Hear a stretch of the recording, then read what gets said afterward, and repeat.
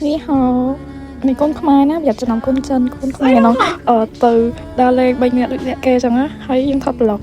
យើងអត់មានអីច្រើនទេមានតែកាត់ដើរមកនេះមកភូមិមកស្រុកគេអឺលយមកសំបីមិនក៏ស្អាតដែរ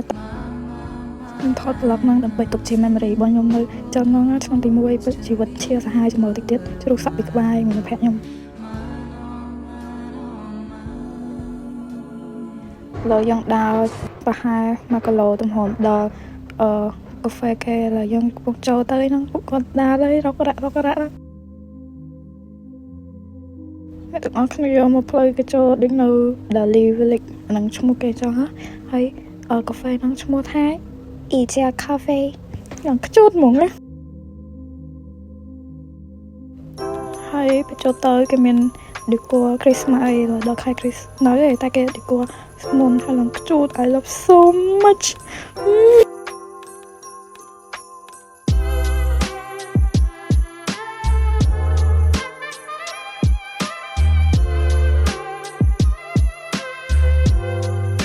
What girl ឡង Vintage ហ្ម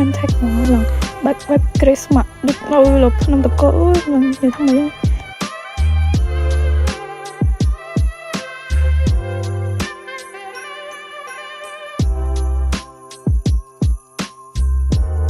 ហើយកន្លែងនេះកន្លែងពួកខ្ញុំអង្គុយមានថៃមានអី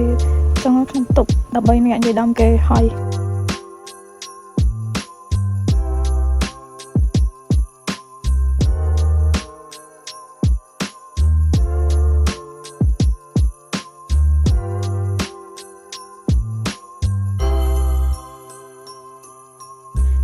ខ្ញុំកំងនំពុំ4ដុំហ្នឹងញ៉ាំតែគ្នាញ៉ាំដៃផងញ៉ាំសមផងអើយខ្ញុំទៅថតរូបឲ្យម៉ាណាម៉ៃឡប់ខ្ញុំថតឲ្យសេហ្វី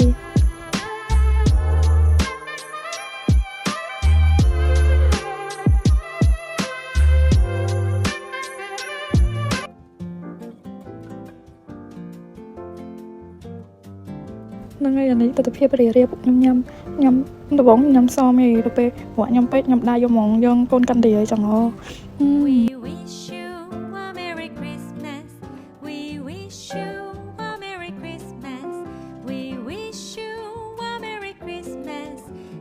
យើងឃើញនៅគ្នាដៃពិតរៀយ៉ា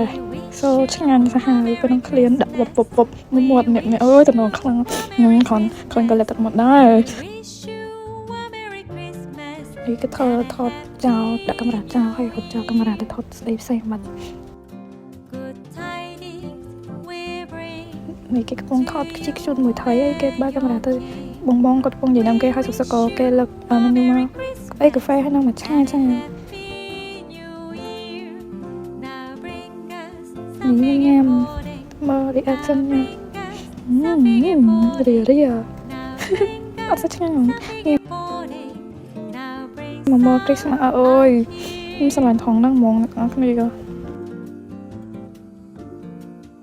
ហើយក៏មានអង្គភ្លើងអីចឹងខែឡើងរាវ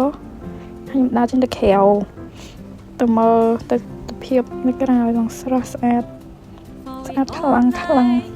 ហើយក៏កំងនំមួយទៀតស៊ីដល់ហើយកូន3នាក់ហ្នឹង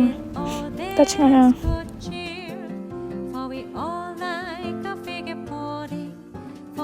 ហើយនំហ្នឹងញ៉ាំយើងមិនញ៉ាំយើងឲ្យកាមេរ៉ាញ៉ាំសិន